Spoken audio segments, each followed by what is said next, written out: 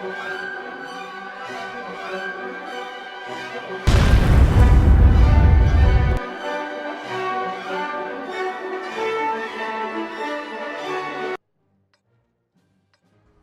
everyone, welcome to Fiaura the Tank Girl, and today we have Red Iron Shoes and his Panther II on Himmelsdorf.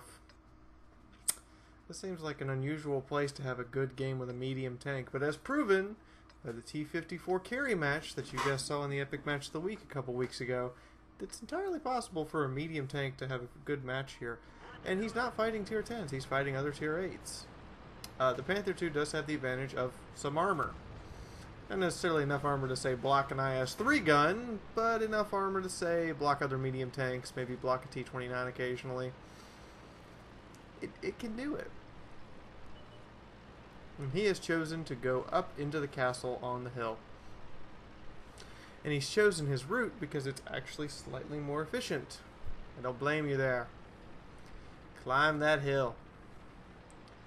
I don't know if any Panther IIs were actually ever deployed by Germany. I think the design was made, a prototype was built, but I don't know if they ever actually made it to the battlefield. If they did, correct me. Totally correct me. But I'm totally unsure about that one. I know Panther 1's made it to the battlefield. I know a couple variant Panthers with 8.8s made it to the battlefield, but I have no idea if a Panther II actually ever made it out of production and onto the main battlefield. If they did, please let me know. Show me a battle of them. I'd love to hear about it. The Panther II was basically designed to upgrade the Panther with more armor, side skirts, and a higher caliber gun to start changing, most German tanks over to the 8.8. And while the Tiger II was being planned to be moved to the 105mm, which no 105mm Tigers were ever built or actually even deployed, so they were just designed. And there's an example of that Panther II's armor, just stopping a T-20 round like it's nobody's business. And the T-20 is not taking time to aim his shots, but oh, hello IS-3, you have no gun depression, I'm going to get out of your way before you hit me. And apparently the T-20 has a 76mm, because that was not a 90mm shell worth of damage. He's looking for a shot at the VK, but I know he's behind a house. There's no shot there.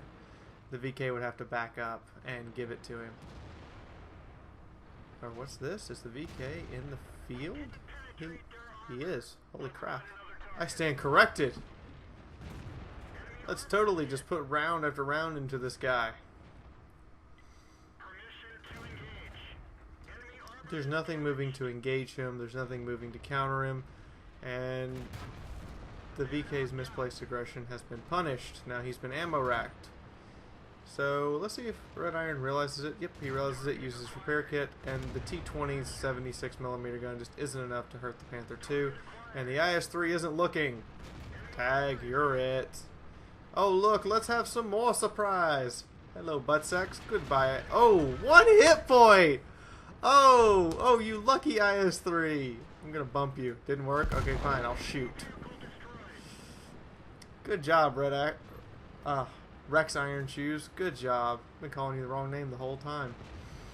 I'm sorry. Chaffee. Nope. You really have to let this tank's gun fully aim, otherwise it just goes way awry. Chaffee. Yep. However, the shell velocity is amazing. Those Germans, they know how to make those shells move fast. One of the reasons why the Leopard 1 was considered so powerful is they took the British L7 gun and made it higher velocity. How do you do that? I really don't know. But yeah, that's one of the changes they made between the Rheinmetall version and the British version. So now he's going right back down the hill the same way he came to counter this medium push. Now it's 2 Cromwells, a CDC, and they're supported by a KV-3.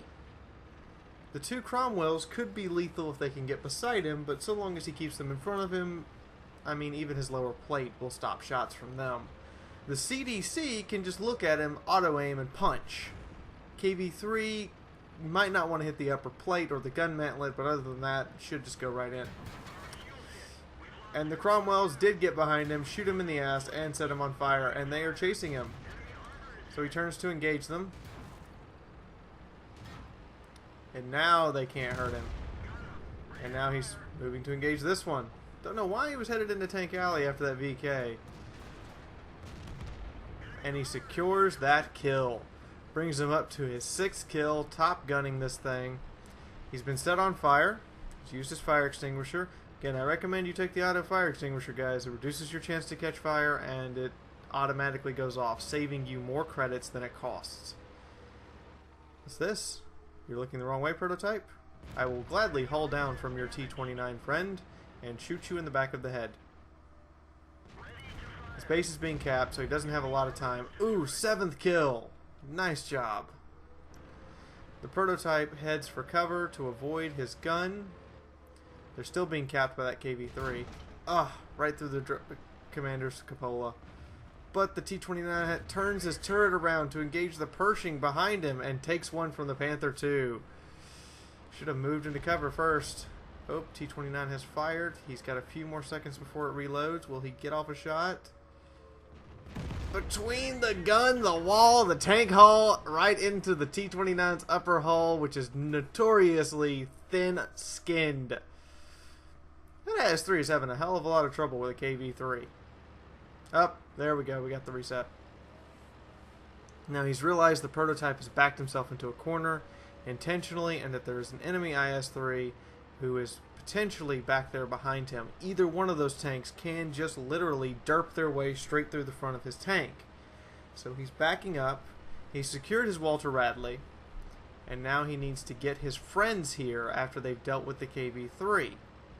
Because 2 IS-3s and an IS could easily take on that prototype. But he cannot take on that prototype right now, not as banged up as he is, and he can actually get away from it. So, guess what? Run! Oof, and they lose the IS in the process of taking out the KV-3. But the IS-3s do prevail. Their BL-9 gun's so much better than that DT-25 thing. Or that D-22-5T, whatever gun it is. Whatever it is, their guns are so much better. It's basically the IS gun versus the IS-3 gun, and to be quite honest, we'd rather have the IS-3 gun.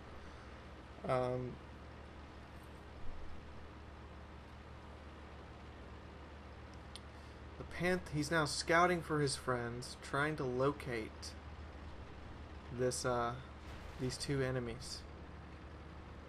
He's hoping the IS-3 is actually AFK, because based on his last known position, he could very well be AFK. He hasn't scored any kills, but that could be a thing, and that could be one of the reasons why the prototype has not been very aggressive yet, is because his other friend might not be here. Or may just be a tank body with no crew. So the prototype is still not found, and he's being very, very aggressive. He's not really checking or clearing his corners. He could end up paying for this in spades. That prototype's last position, he isn't there. IS-3, who is indeed AFK, but the IS-3 is revealing his position to the prototype. So he probably should deal with this thing, as it's basically spotting for the prototype, especially if they go to try to cap the prototype out, to draw it out. Well, the prototype then knows where they are because the IS-3 is AFK.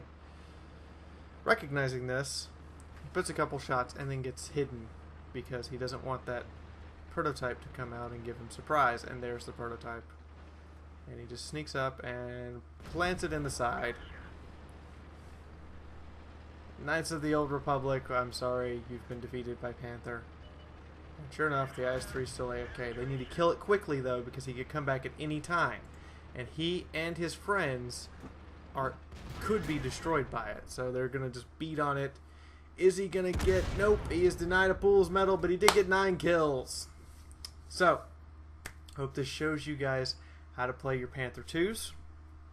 Hope this has given you something rather entertaining to watch as the Panther II just goes to town in Himmelsdorf and is like, yep, I'm a medium tank who has armor. And I think that's about everything. But let's go look at the stats and see just what kind of havoc Rex Iron Shoes has managed to wreak. So here we go. We have a ace tanker, a Radley Walters, a high caliber, and a top gun with 1,400 experience and 40,000 credits. Not a bad match. He managed to accomplish almost 4,000 points of damage.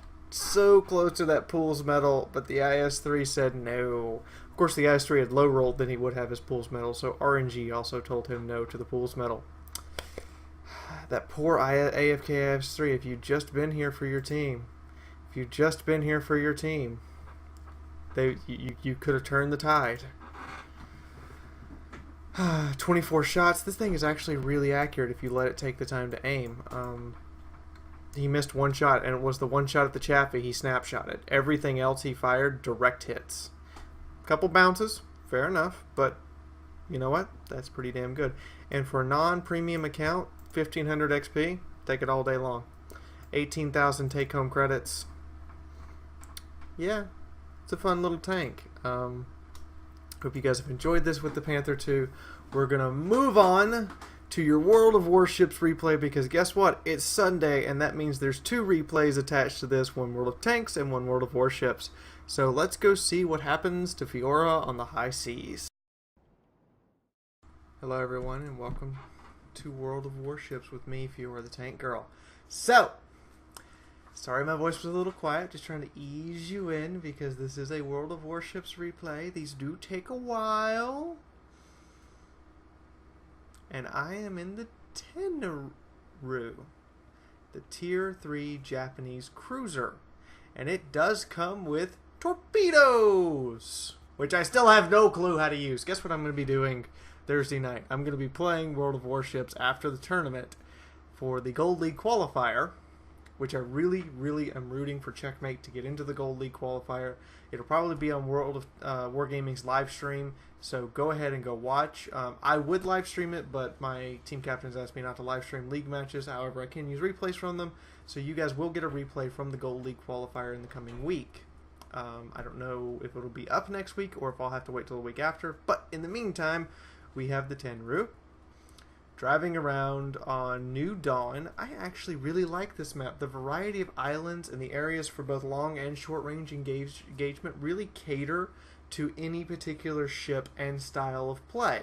You can choose to be a long range battleship sniper or a long range cruiser sniper, or you can choose to be a short range brawler, or however you wish to do it.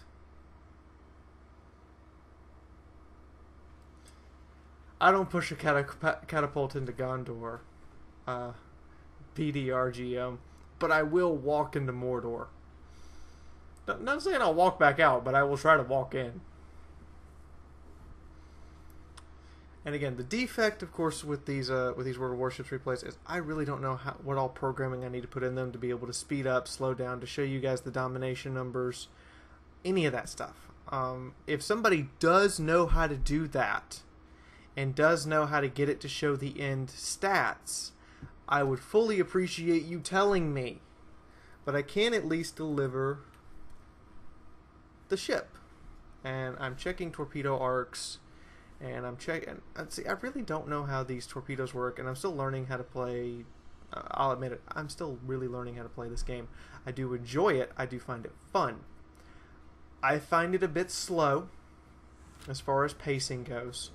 As you guys can see, we've already been in the match for over 2.5 minutes, and nobody's engaged anything, because it's not simply because, you know, we haven't tried, it's that we can't get into range.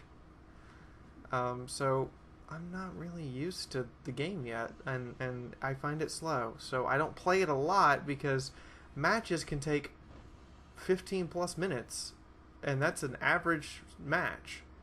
I see another Tenryu, and I just start lobbing HE shells in their general direction. Go ahead and fire some more. I realize he's getting closer, so my first shells are bracketing him. My next set of shells are trying to figure out exactly how to hit him. And dead on target, set him on fire. He's probably going to use his damage control party after he dodges these. Make sure he dodges all these torpedoes coming at him. Oof! Big torpedo hits. He's got to use that damage control party, or he's going to flood and burn to death. I'm actually check my torpedoes and I say, nah, never mind, just fire the guns. And here they come, more HE shells. I'll take the kill. I will take the first blood medal. That gives me a signal flag to use for later. Oh, shit. Ow. That was a battleship round. That was from a tier 4 battleship, whether it be the Wyoming or the Miyogi. I don't know, but that hurt. The Miyogi, however, just ate multiple torpedoes for that one. And he's probably used his damage control on his flooding from those torpedoes, so now he's on fire. Not really animating the fire, but his hit points should be dropping unless he used it after I hit him. No, he's using his heal repair ability to offset the fire, but I've set him on fire again. And more HE shells. Sorry for the shaky cam. Let me see if I can fix that. And more HE shells. And I get another hit. Oh, I've got lots of incoming fire. Oh, I'm way down on hit points. And I just lost my steering, so I'm pretty much sailing straight. Thankfully, however, straight puts me behind an island that I can use for cover. So as you guys can see over here, I've started decreasing my speed. So that they can't lead me anymore because they'll hit the island. And now once I'm behind this island, I can take a moment to rest and recover. I check my torpedo arcs and realize I don't have any torpedo shells to fire. The Miyogi is still burning. And as you guys can, I'm showing you his hit point bar right now. That's my fire. That's my fires, actually, because I set him on fire twice. Continuing to eat at his hit point pool. And I think he just put it out. Now, engineering is ready. I go ahead and pop it and slam on the gas and start flinging more shells out at that Miyogi. I see a potential torpedo line and I take a wide spread of all of my torpedo tubes. I don't know if I'm in range. I think I'm actually out of torpedo range. They fired thinking I was going to continue to move slow. And hello, Miyogi. How do you like fire? Because I like setting you on fire. It's kind of a thing that I just like to do. And I'm going to continue firing. And those torpedoes, I think they can see them now. And that's why they're not steering towards me. Because they could easily steer towards me and take me out. But then they would be risking having to brave the torpedo field I laid down. Which is out of range, flat out. Take out a secondary battery. Is he still on fire? No, I think he's put it out. But if I can get another hit, maybe? No? No more hits? Okay. I've got like no hit points. Oh crap, it's a Phoenix.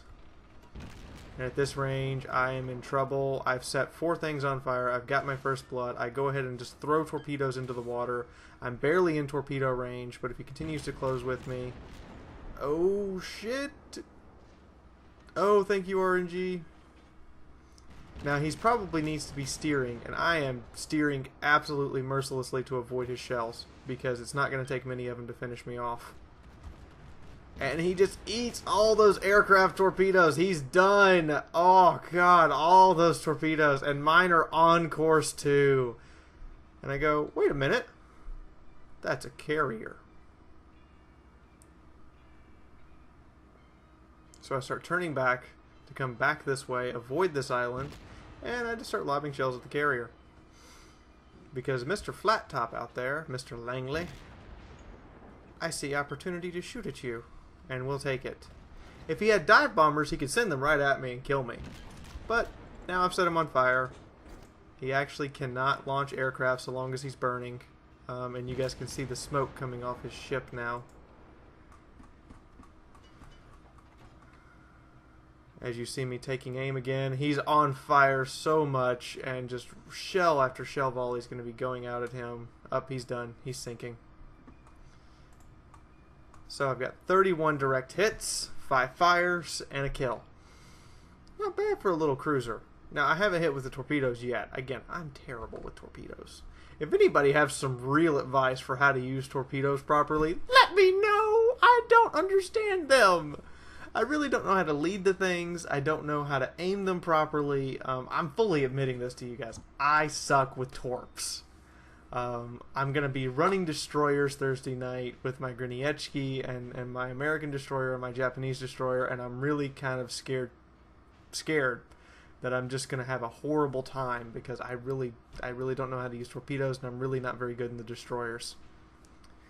But in the meantime, we have got to catch these guys. Now my thought is if I go to the right of this island, they're all cruising that way. If I go that way around the island, none of them will pay enough attention to me to shoot at me.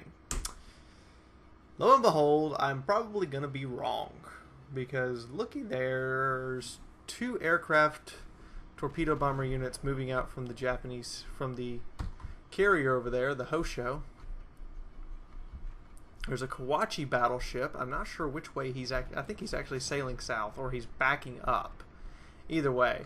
And I am now within range of these battleships, so if they see me, I might just go pop, because it's going to take a near miss with a high explosive shell, and I'm just going to explode. So I'm keeping my guns quiet for the moment, hoping they don't actually notice the cruiser sneaking up on them. And I check with torpedoes. I don't have an arc. I also know that I'm out of range with them. So for right now, fire the guns. Hope they don't shoot back. And my ranging shots are almost on target. So now my next volley, I believe. Let's actually zoom in. Yep, right on. Sets him on fire. Burn, baby, burn. I gotta love the fire. And now I'm just letting, he uses his damage control party. I hit him again. Come on, burn. Burn, you big beast. Burn. I think I'm just beyond the area where he could possibly see me, so I just keep flinging these high explosive shells. Because so far I've faced high armored battleship enemies, and oh my god, I just ran headlong into a Kawachi. Like I said, I thought they were all sailing the other direction. I've been proven wrong, but the Kawachi sailing out this way is, I do believe, gonna die here very shortly. Yep, there he goes. He sailed into 2 cruisers thinking he was sailing into 1. He's done for. This South Carolina is not in good shape. And that's kind of the end of the match, because that's where we capped him out. So, hope you guys have enjoyed the World of Warships and the World of Tanks replays for the day. Hope you guys continue to play the games. I hope somebody will play with me Thursday night and Friday. But in the meantime, if you guys know how to fix the replay system for World of Warships, where it will actually show the end battle results and all those other wonderful things, it would be really awesome of you. Please. I really don't know how to do it. So I've tried. I'm terrible at code. I'm really good if I have an instruction book, but this is wargaming stuff. I don't have an instruction book. So in the meantime, I think that's everything. And for right now, this is Fiaura the Tank Girl signing off, and I will see you in the next video. Bye-bye. Thank y'all for watching. If you liked the video, then please shoot the like button in the face like a pro. If you want to talk with Fiaura or comment on the video, please leave a comment. I'll reply as soon as I possibly can. Want to help the channel out? Share this on your social media like Facebook or Twitter, or go post it on your favorite forum. If you would like to know when I'm live streaming, you can either go look at my Twitch channel and follow it, or you can go to Twitter. Every time I start the live stream, there's a tweet that goes up that lets you know I started. If you want to see more, please subscribe. You're always welcome in Fiaura's house, and check out some of these other videos here for you to enjoy. If you want to support the channel, I ask that you click on the ad at the end of this video. YouTube pays its creators for your clicks, and every time you do that, you are showing support for your favorite YouTubers. You can also look in the description, or click on the woman outside the IS-4 tank and go to the patronage page to donate directly. Remember, I base all my contests on your patronage, so basically all that money that gets put in gets thrown right back out to you guys. In the meantime, this is Fiaura the Tank Girl signing off, and I will see you in the next video.